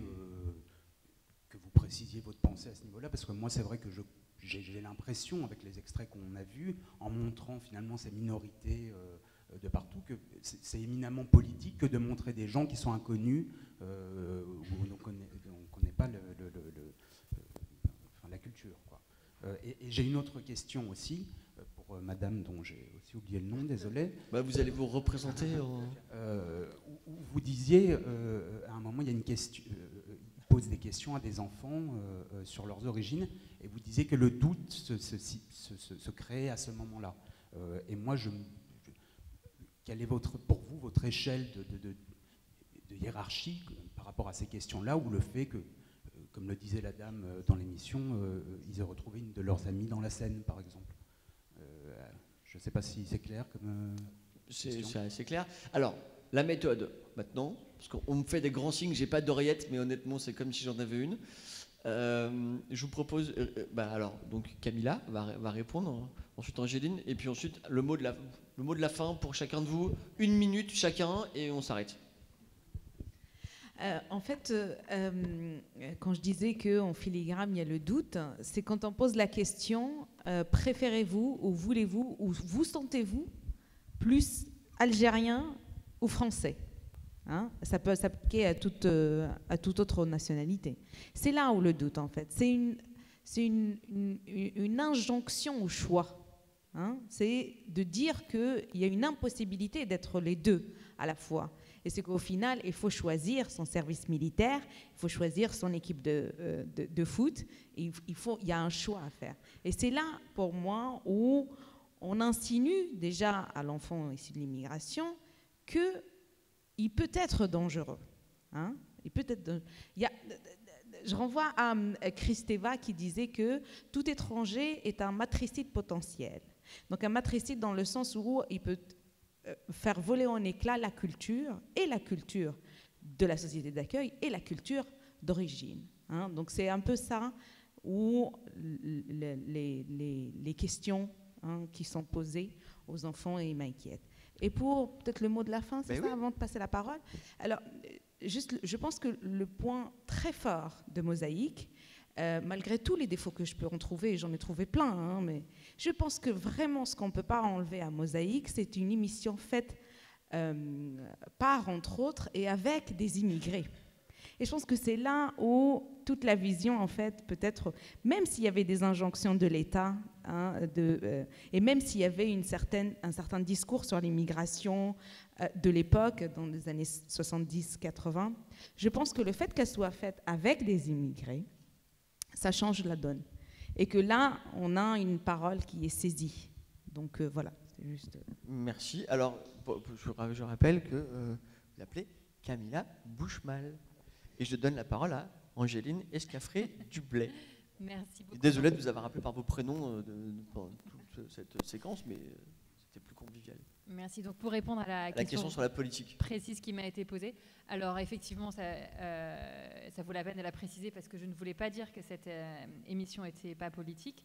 Ce que je voulais dire, c'est qu'à sa création, elle avait pour mission de dépolitiser la question de l'immigration et de donc utiliser la culture. À mon avis, la culture et l'art peut être éminemment politique, mais là, c'était une culture qui était utilisée pour dépolitiser la question et plus précisément pour une fonction un peu de réparation symbolique vis-à-vis du tort qui était fait aux immigrés dans la mesure où la législation devenait de plus en plus difficile vis-à-vis d'eux.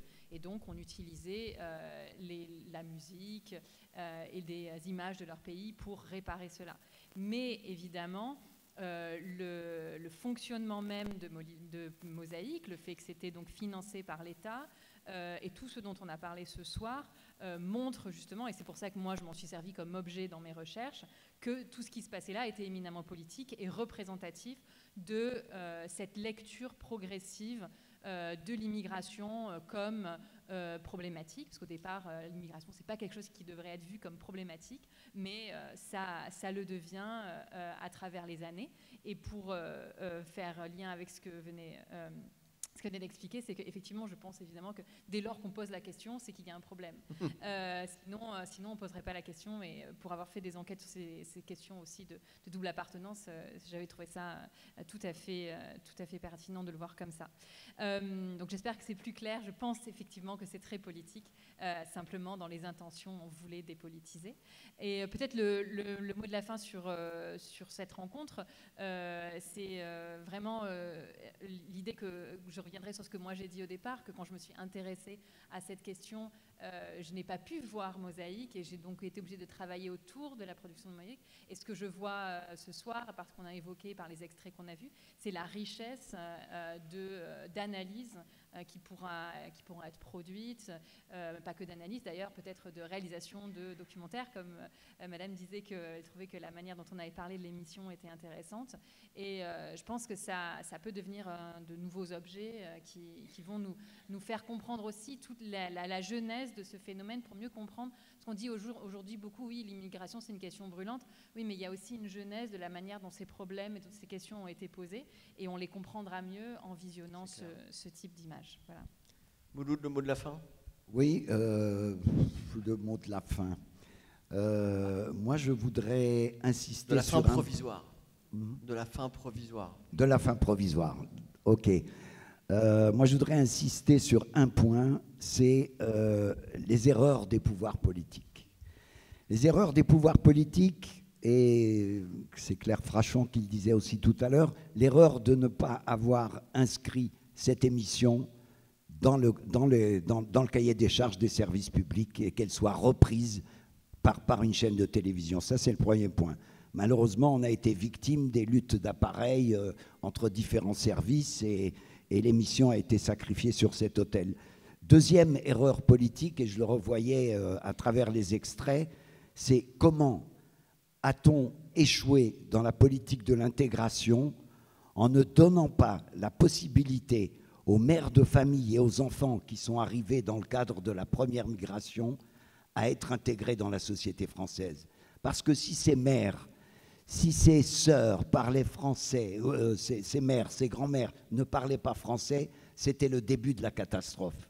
C'est le début de la catastrophe. Parce qu'aujourd'hui, on se plaint, on dit oui, il y a des problèmes, etc. Et ça vient des familles. Oui, mais les familles, il fallait les prendre en charge à ce moment-là. Voilà, c'est tout ce que je voulais dire. Mohamed, pour conclure. Oui. Vous avez commencé, c'est vous qui finissez. Non, je ne sais pas comment conclure, mais ce qu'a dit Madame Claire Frachon est tout à fait juste. Sauf qu'en Allemagne, Madame Frachon, c'était les landers qui avaient des chaînes de télévision et il y avait une demi-heure dans chaque lander.